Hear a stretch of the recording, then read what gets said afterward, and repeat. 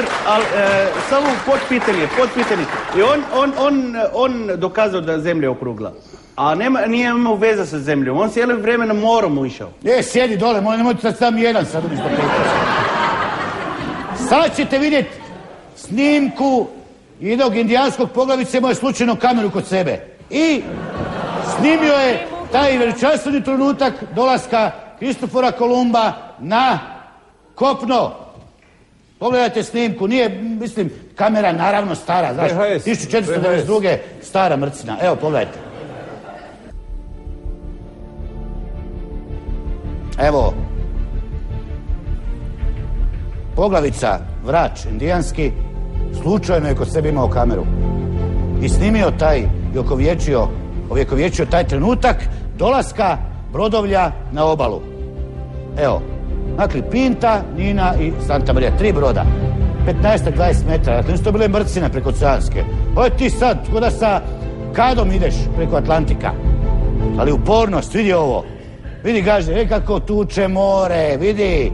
Nas imaju problema s jahtama, neće mi upaliti. Boje se.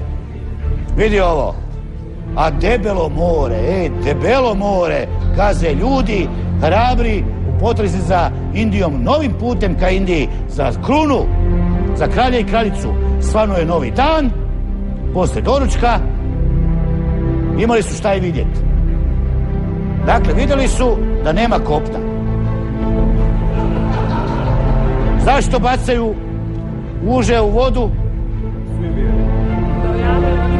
Provjeravaju, ne li ima riba. Slovenka, prestani stalno o ribama.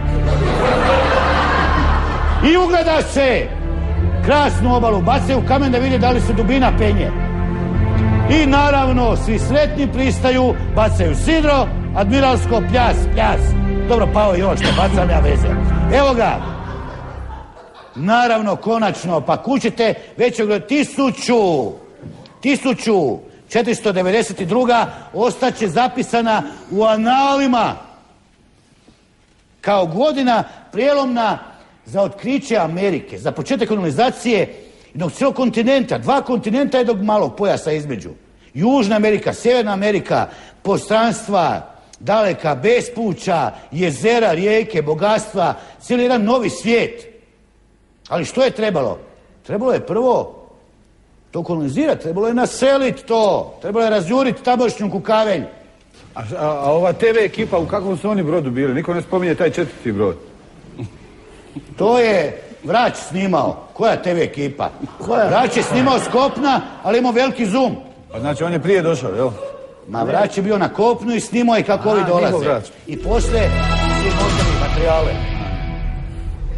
Mene zanima, profesor. I onda je normalno Đelo Hadži Selimović kupio od ovog.